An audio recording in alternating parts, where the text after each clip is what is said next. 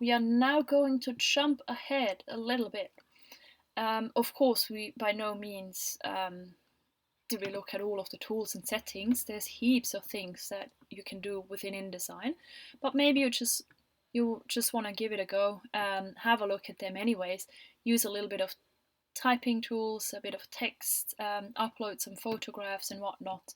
And once you are happy with maybe a draft of your document, what we want is to create some output. So we want to export that file. So before going through all these tools and everything, let's have a look at the export options, because we want to have a PDF, we want to have something to print. So to be able to work as goal-oriented as possible. So one way to export is going to File and then navigate all the way down here to Export. Or of course, much more convenient, you can just use the shortcut Command and E. Usually takes a little moment. There we are. Let's assume we want to save it onto our desktop. We can give it a name. Let's call it test document 01, maybe for version 1 or something. Maybe we need that.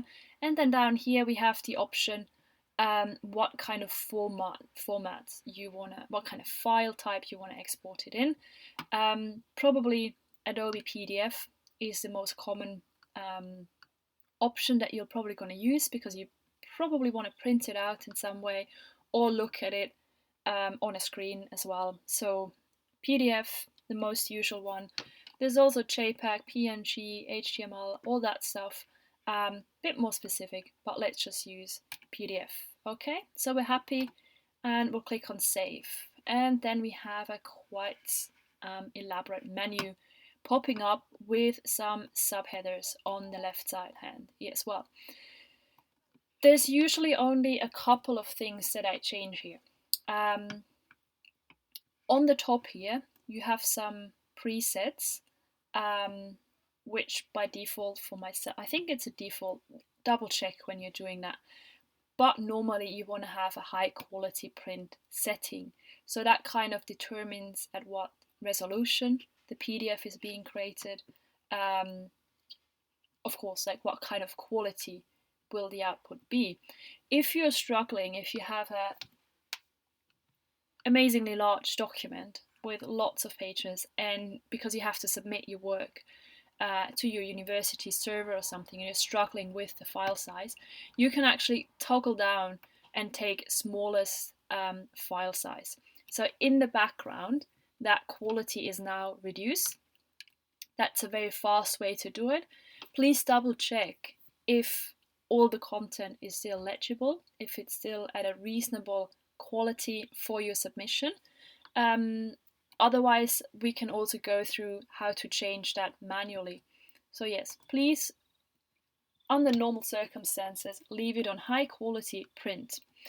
Then down here, you can either have all the pages or you can have a range of pages, and then you can actually select. So we had pages 20 to 27. Let's assume we only want the first two pages, which in my case are 20 to 21. Of course, if yours start with 1, 2, 3, 4, 5, and so on, you would input 1 to 2, or maybe 1 to 4, or maybe having page number 5 as well, or page number 6. So you can input those numbers. But for now, we want to have all of them. All of them, and then export either as pages. That would mean you have page 20, page 21, 23, like one after the other, or you can export them as a spread. So having page 1 and 2 right next to each other, so 2 pages on one screen. That's really helpful for previews of books or like magazine types of things that you're layouting. But if you want to have a PDF for printing, I would recommend selecting pages. Usually I'm hardly ever change anything on these settings below here in my like everyday kind of work that I'm doing within InDesign, so you can probably just leave it as is.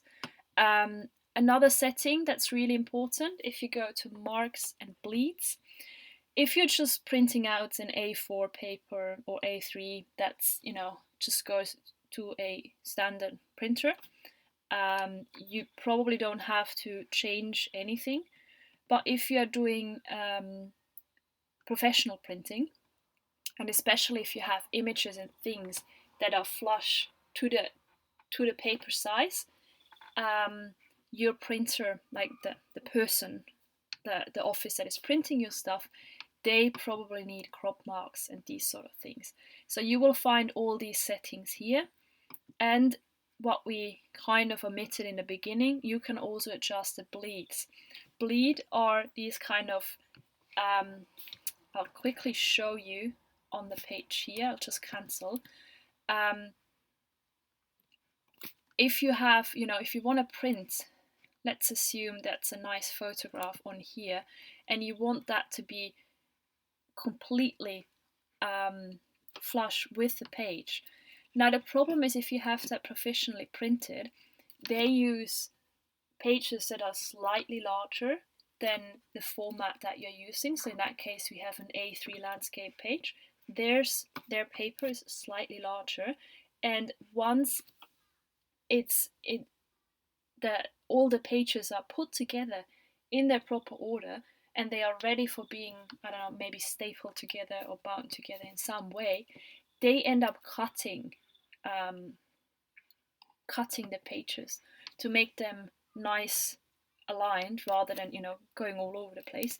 So what you want to do is that photograph, in that case, it should extend a little bit, and that extra bit, maybe I'm zooming in here, that extra bit, that's what we call bleed. So it's bleeding over the page, because again, your printer will have a page or a paper that's slightly larger, maybe going all the way to here, and then it's being cut on that side. And going back to that menu, marks and bleeds, you could select crop marks. That would indicate where the printer has to cut, and the bleed, most of the time it'll be 3 millimeters. Again, here you have that kind of lock or chain tool, making sure that the bleed is the same on all sides. It'll definitely, most of the time, it'll be the same bleed on all 4 sides if you have a single page layout, one page after the other. But if you have a spread, and we'll quickly go back to that menu, we don't need a bleed on the inside. We only need it on the top, on the outside, and on the bottom. So that's a crucial distinction that we would need to set up. So again, here we would have 3 millimeters, but not on all of them. So I'm unlocking that chain and saying that on the inside, I actually want to have 0 millimeter or centimeter or whatever you're using, crop marks, and so on. But yes, at the moment, if you don't have these kind of more like advanced printing setups, you don't need to choose or select any here. You don't need crop marks, that's perfectly fine. Just to let you know where to find these options. Again, the most important thing is here, which pages and what type. You want to see them as a spread or as individual pages. Down here, you would have some more advanced options as well. To be honest, I don't really change a lot on here. Compression, by the way, if your file size is too high, and that kind of smallest file size option, we can toggle between them. You can see how these kind of presets are changing here. If that doesn't resolve the problem, or you're not happy with the output, you can actually change these things yourself. So maybe the image quality might have been too low, so maybe just put it to medium. You can change the resolution, color images, 100 pixels per inch, maybe a bit too few. You can set it to 200, and so on. You can customize these sort of things. But to be honest, high quality print should be good. And then just you click on export. You will notice it was really quick up here. There's a little bit of a loading thing going on. you can actually continue working within your document while that thing is exporting in the background. That's really useful.